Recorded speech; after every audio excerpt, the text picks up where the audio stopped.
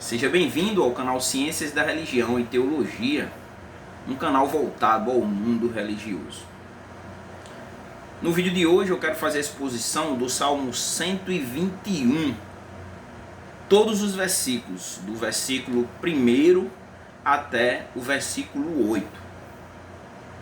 Eu dividi o texto para que a didática fique mais compreensível, né? Uma didática onde você entenda o texto por completo, né? Eu dividi o texto em 4 partes. Na primeira parte, a fonte do socorro, versículo 1 e 2. Na segunda parte, a vigilância de Deus, versículo 3 e 4.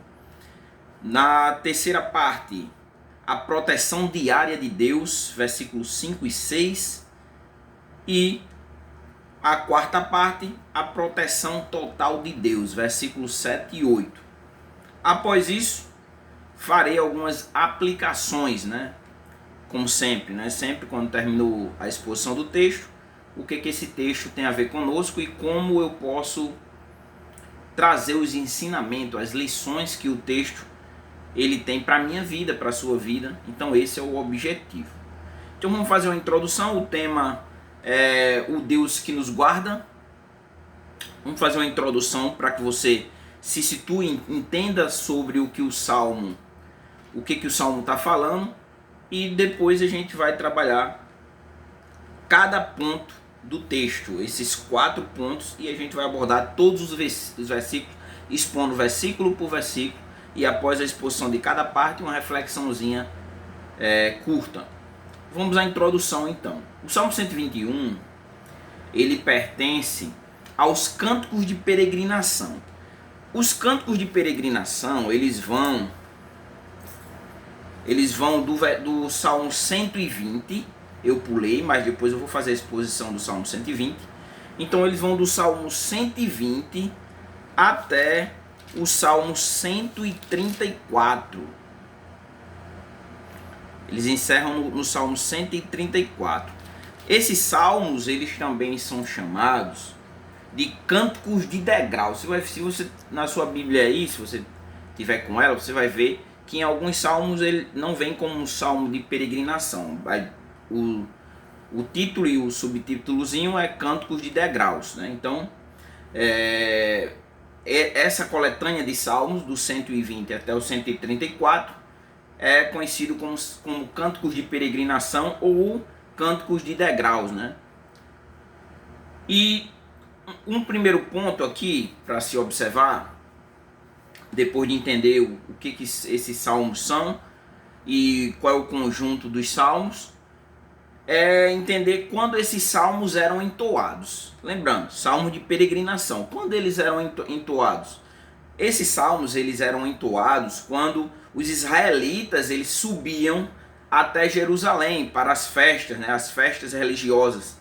Daí os salmos serem conhecidos como cânticos de peregrinação, né? Porque eles se deslocavam, faziam essa viagem, né? Faziam a viagem até Jerusalém, e aí esses salmos eles eram entoados, e a gente vai ver os motivos que levam a esses salmos a terem essa compreensão como cânticos de degrau. Durante a viagem, né, um outro ponto aqui, eles eram entoados durante a viagem, quando os israelitas subiam a Jerusalém.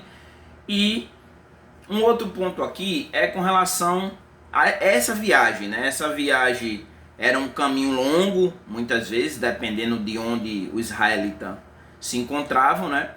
E era um caminho, além de ser longo, um caminho perigoso, né? Durante o caminho ali, o caminho era cercado por montanhas, né? Você vai ver inclusive no próprio texto, logo no versículo 1 do Salmo 121, que diz: eleva os meus olhos para os montes, porque durante o caminho ali existia montanhas, né? Como também outro perigo que existia durante o caminho eram animais selvagens, né? E também o principal dos perigos seria se depararem com assaltantes ali para atacar a caravana, né? E aí então eram perigos constantes, né? Esse é o contexto do Salmo.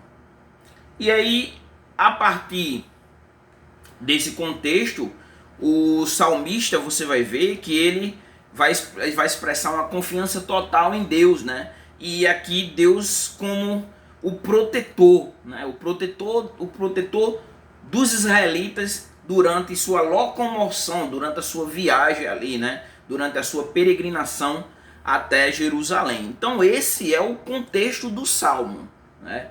Esse é o contexto no qual o Salmo está inserido é esse. A partir daí, nós vamos destrinchar ele, né? Nós vamos explorar eles, né? Vamos aqui aprofundar, entendendo as palavras, os conceitos, cada parte do texto, né? Até os seus pontos e vírgulas, para que depois de tudo, esse salmo dialogue com a sua vida e aqui se possa fazer algumas aplicações, né, para o seu cotidiano, para assim como era para os israelitas, né, que entoavam, para você também. Então, vamos dar uma pausa aqui nessa primeira parte, a introdução ao salmo. Você já compreendeu sobre o que o salmo fala, e aí vamos para o primeiro ponto em seguida, que é a fonte do socorro, versículo 1 e versículo 2.